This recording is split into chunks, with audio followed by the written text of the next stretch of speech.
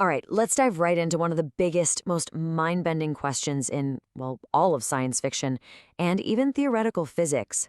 We're talking about the grandfather paradox, the ultimate time travel problem. I mean, just think about that for a second. What if you could actually do it? Step into some machine, flick a switch, and poof, all of history is suddenly right there for you to visit. But, with that kind of incredible power comes a pretty terrifying question. Because what if you didn't just want to watch? What if you wanted to interact, to change something? Even a tiny little decision could ripple forward, completely rewriting the world as we know it. The temptation would be huge, right? But that's where we get to the really chilling part. What if that one little change you made, even if you had the best of intentions, what if it meant you were never even born? And that right there is the trap. That's the hook that makes this whole thing so fascinating. Okay, so now we're getting to the heart of the problem. This is a logical knot, a loop that has kept people up at night for decades. So let's break down exactly how this perfect, seemingly unsolvable puzzle actually works. So here it is, step by step. Let's say you do it. You travel back in time, maybe to 1950. You find your grandfather and you prevent him from ever meeting your grandmother. Simple enough, right? Well, no, because that means your mom or your dad is never born. And if they're never born, then you are never born. And here's the kicker. If you were never born, then who on earth went back to 1950 in the first place? And that is, officially, the grandfather paradox. It's not just a cool idea for a movie, it's a serious logical contradiction. The very act of traveling back in time to change the past makes your journey impossible from the start. It creates this causal loop that, logically, just can't exist. Yeah, it's a perfect loop, a total contradiction. And for a long, long time, this was seen as the ultimate checkmate against the idea of changing the past.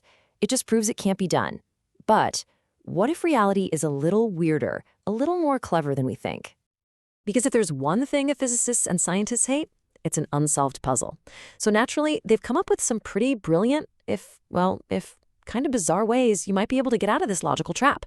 Let's take a look at the first big one. Okay, so here's escape hatch number one. The problem, right, is based on the idea of a single timeline. You change it, you break it, paradox. But what if that's not how it works?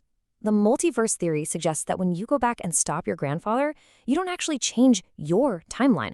Instead, your action splits reality and you create a brand new parallel timeline.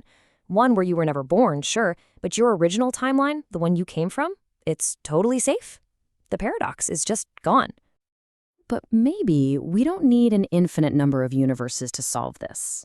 What if our own universe has its own self-defense mechanism? This brings us to the second big idea, and honestly, this one is pretty wild. It's called Novikov's self-consistency principle, and the core idea is that the laws of physics themselves just won't allow a paradox to happen.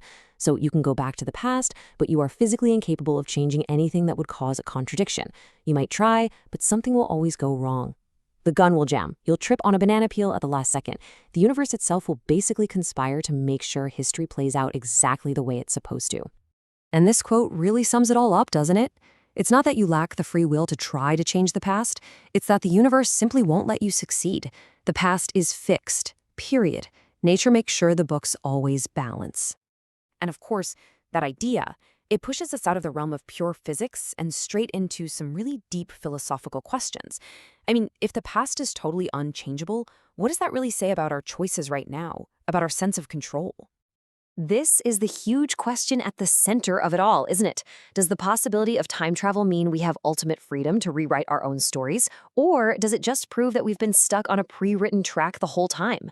Are we really the masters of our fate? Or are we just prisoners of time, playing out a script that's already finished?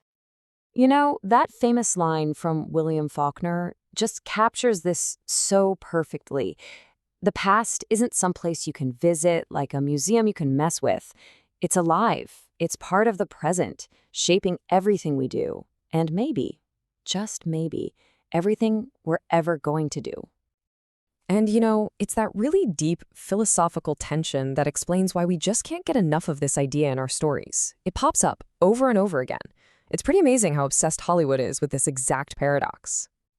I mean, just think about it for a second. You've got Marty McFly literally fading out of existence in Back to the Future. You've got the crazy complex loops in Looper and Avengers Endgame. And then there's the whole mind-melting timelines of Tenet. Storytellers are completely fascinated by this stuff because it lets them explore these huge ideas of fate and choice and consequence. And I think really that's why it hits home for all of us. Because the paradox taps into one of the most basic human desires there is, the wish for a do-over. I mean, who hasn't laid awake at night wishing they could go back and fix one mistake, undo something they regret? It really is the ultimate what if. So, in the end, the grandfather paradox is way more than just a clever brain teaser. It's like a key that unlocks some of the biggest questions we have about reality itself. Whether you think the past is set in stone or is constantly branching into new possibilities, just thinking about it forces us to really look at the nature of our own existence. So what do you think? Is our story already written, or do we get to hold the pen?